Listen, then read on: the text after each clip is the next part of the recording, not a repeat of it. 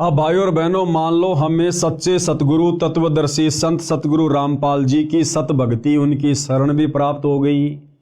उन्होंने हमें ये बीज मंत्र भी दे दिए, मूल मंत्र भी दे दिए इन समस्त देवी देवताओं को जिन जिन की हमें आवश्यकता है।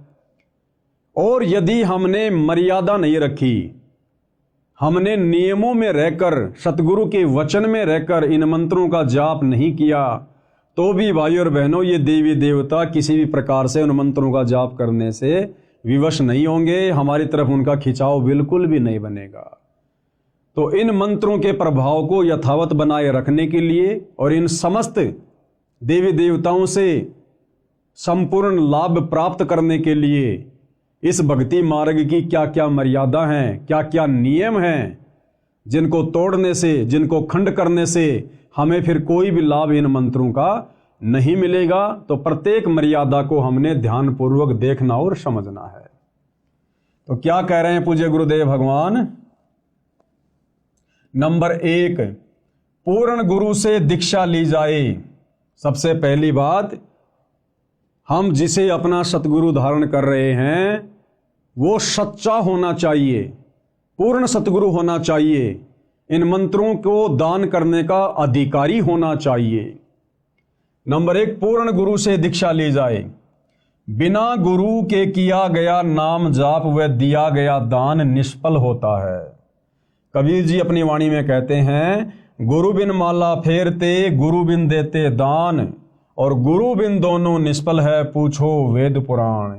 यानी सच्चा गुरु धारण किए बिना हम कितने भी मंत्र जाप कर लें, हम कितना भी दान पुण्य करें, उसका हमें मोक्ष मार्ग में, मुक्ति के मार्ग में किसी प्रकार का कोई सहयोग प्राप्त नहीं होगा। बाकी ठीक, हम जैसा भी दान धर्म करेंगे उसका प्रतिफल हमें परमात्मा अवश्य देगा।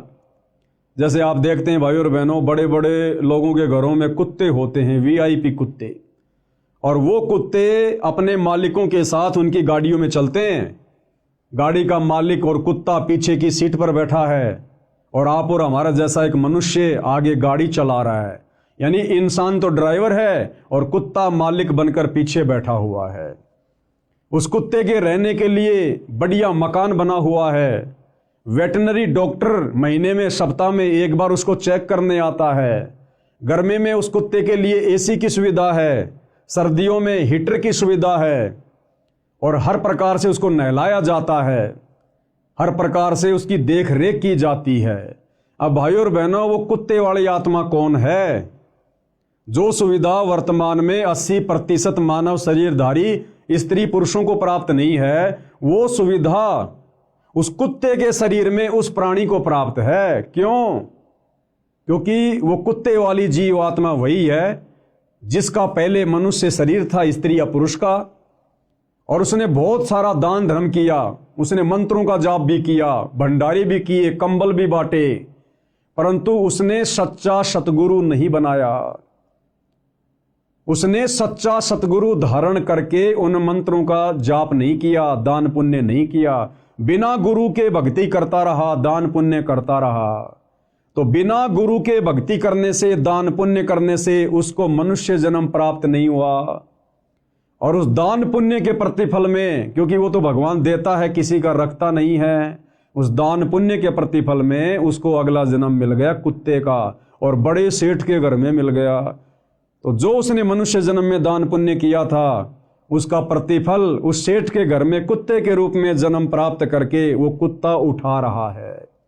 अगर वो भली आत्मा जब मनुष्य शरीर में था और जो दान पुण्य धर्म वो कर रहा था, अगर साथ में गुरु भी धारण कर लेता, तो उसको मनुष्य जन्म भी मिलता और सारी की सारी वो सुविधा मिलती। अब तो वो उस कुत्ते के जन्म में अपनी पूर्व जन्म की भक्ति कमाई खा रहा है। अगला जन्म उसका हो गया सूअर का। बताओ फिर उसको कौन गाड़ियों में घुमाएगा, कौन उसकी देख रेख करेगा, कौन उसको नहलाएगा? फिर वो लक 84 योनियों में चला जाएगा। तो कबीर जी हमें समझाते हैं कि गुरु बिन माला फेरते, यानी गुरु धारण किए बिना जो व्यक्ति मंत्र जाप करता है, और गुरु बिन देते दान, गुरु धारण किए बिना जो व्यक्ति दान पुण्य करता है, गुरु बिन दोनों निष्फल हैं, उनका कोई यूज नहीं होगा। भाई पूछो वेद पुराण, हमारे धर्मशास्त्र भी इस बात की गवाही दे रहे हैं। अर्थात कबीर जी ने कहा है कि गुरु बिन नाम सुमरण करना व दान देना व्यर्थ है। अपने वेदों व पुराणों में पढ़ लो, कमलों के मंत्रों का जाप करना जीवात्मा के कल्याण की सच्ची साधना है। इसमें न कोई धर्म नया बनता है, न कोई धर्म छोड़ना है। किसी भी धर्म का मानव, स्त्री, पुरुष इस साधना को कर सकता है। यानी सतगुरु रामपाल जी हमें क्या समझाना चाह रहे हैं कि जो साधना अब आपको वर्तमान में दी जाएगी, यदि आप इस ज्ञान को समझकर उनकी शरण में आते हैं, तो इस साधना को करते समय आपने ना तो अपना कोई धर्म बदलना है, ना आपने अन्य कोई पाखंड और आडंबर करना है। हमने केवल अपनी साधना को चेंज करना है। भले आप वर्तमान में मुसलमान धर्म में हैं, हिंदू धर्म में, सिख और ईसाई धर्म में हैं, आपने वो धर्म वर्म नहीं छोड़ना, कुछ नहीं छोड़ना। आपने केवल साधना का स्वरूप चेंज करना है। हम जो पहले शास्त्र विरुद्ध साधना कर रहे थे, मनमुखी साधना कर रहे थे, मनमुखी मंत्रों का जाप कर रहे थे, अब हमने अपनी उस साधना को शास्त्र अनुकूल करना है, सच्चे सतगुरु को धारण करके। और फिर जो जो नियम और मर्यादा है हमने उनका पालन करना है। फिर हिंदू हिंदू बना रहो, मुसलमान मुसलमान बना रहो, नो ऑब्जेक्शन। हमने केवल साधना चेंज करनी है, धर्म वर्म कुछ भी चेंज नहीं करना, क्योंकि धर्म तो असल में फिर हमें समझ में आएगा कि कोई है ही नहीं, केवल एक मानव धर्म है। कमल के मंत्रों का जाप करना जीव आत्मा के कल्याण की सच्ची साधना। कैसे? इसको हम ध्यान से पढ़ेंगे। इसमें न कोई धर्म नया बनता है, न कोई धर्म छोड़ना है। किसी भी धर्म का मानव, स्त्री या पुरुष इस साधना यानी भक्ति को कर सकता है। वर्तमान में अधिकतर हिंदू समाज का कहना है कि रामपाल दास हिंदू धर्म का विरोधी है। ये सबसे पहले लोगों के दिलो दिमाग में आता है कि भाई सतगुरु रामपाल जी तो हिंदू धर्म के विरोधी हैं, वे तो हमारे देवी देवताओं की पूजा छुड़वाते हैं। नहीं भाई, ये हमारी सबसे बड़ी गलतफहमी है।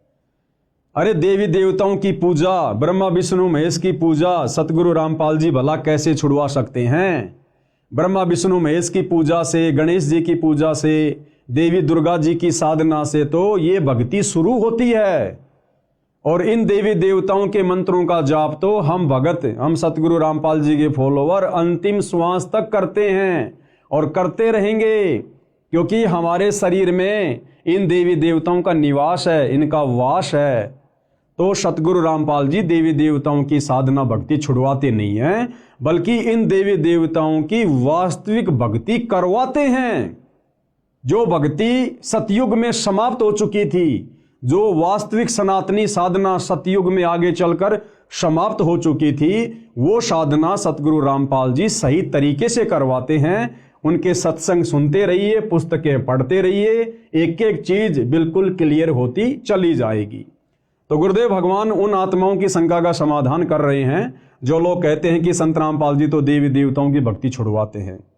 ऊपर आपको एक चित्र के माध्यम से समझा दिया गया है कि हमारे प्रत्येक स्त्री या पुरुष के शरीर में इन्हीं देवी देवताओं का वास है, और उनके कमल चक्कर खोलने के लिए हमने उनके मंत्रों का जाप करना है। तो सतगुरु रामपाल जी तो उन्हीं का जाप देते हैं शुरुआती भक्ति में, जिसको प्रथम मंत्र कहते हैं। तो वो छुड़वाते नहीं हैं, वो इनकी वास्तविक भक्ति साधना बताते हैं।